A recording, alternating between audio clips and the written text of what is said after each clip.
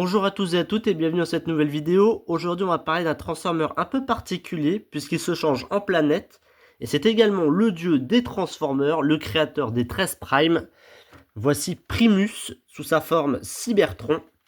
Comme dans la mythologie, Primus après avoir affronté Unicron et créé 13 Prime, il se transforme donc en Cybertron, la planète des Transformers. Donc cette figurine est sortie dans la gamme Transformers Cybertron en 2006, en même temps que la série. Dans la série, on le voit affronter Starscream quand il est si grand qu'un dieu, littéralement.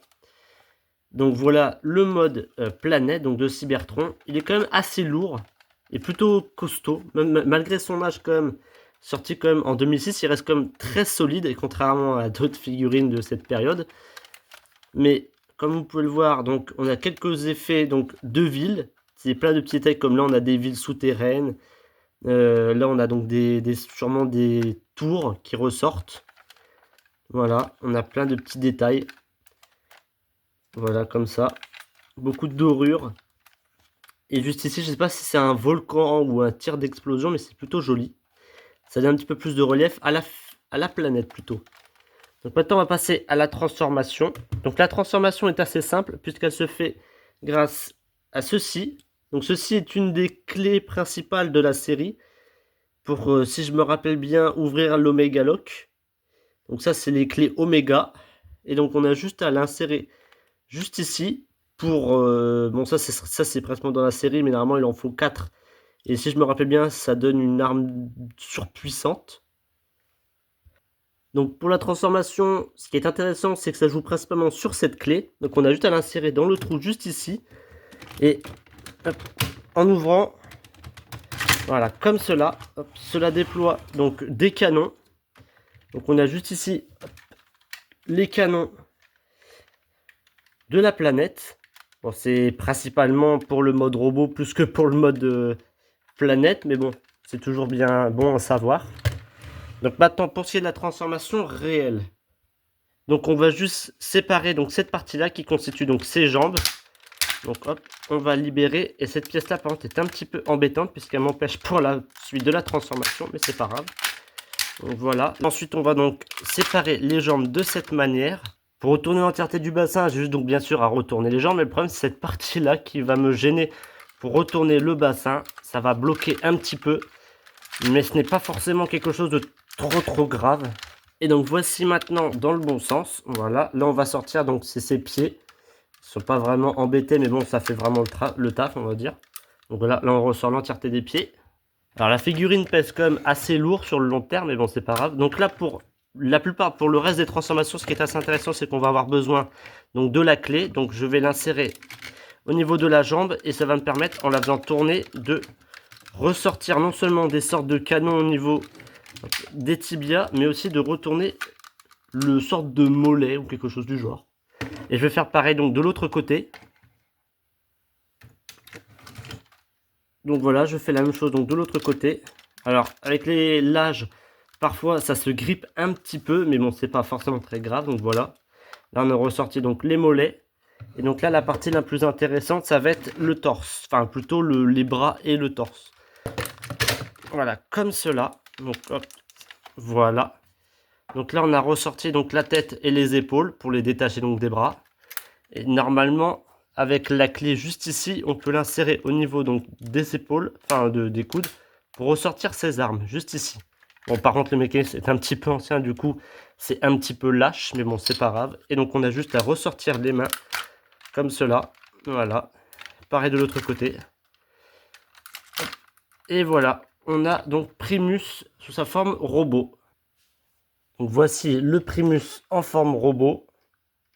Donc voilà, la figurine est principalement grise et bleue, enfin principalement plutôt bleu et gris.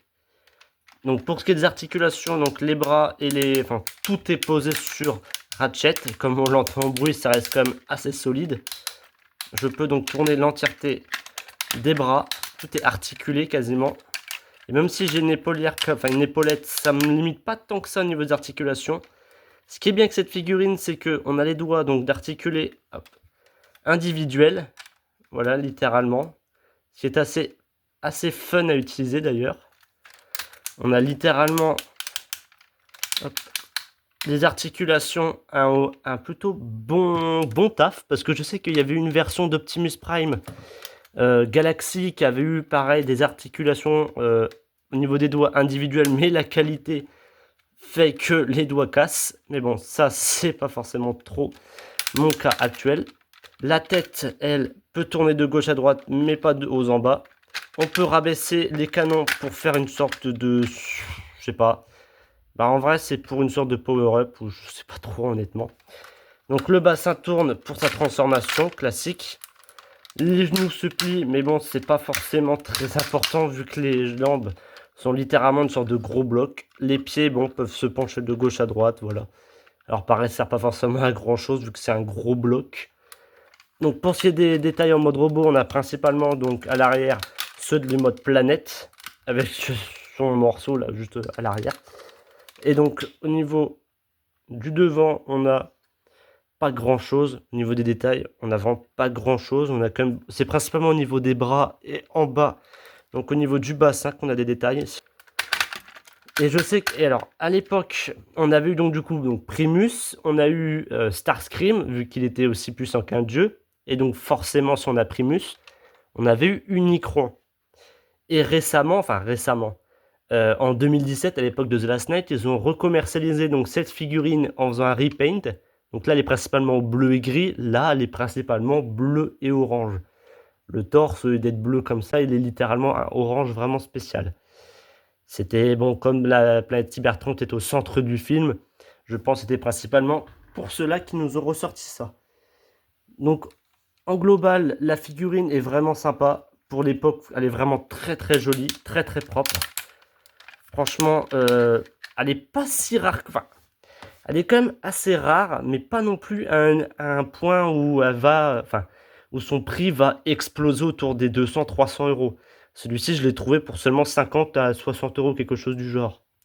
Donc, pour ceux qui ne l'ont pas encore, une figurine Primus, honnêtement, cette figurine fait très bien le taf. Il y avait une autre version aussi beaucoup plus jolie, mais aussi beaucoup plus chère et plus complexe à transformer, comme un Unicron aussi.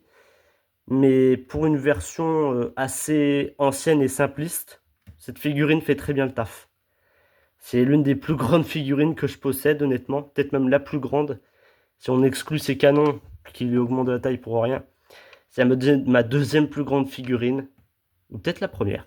Si la vidéo vous a plu, n'hésitez pas à vous abonner, à partager et à commenter. Et on se retrouve pour une prochaine vidéo.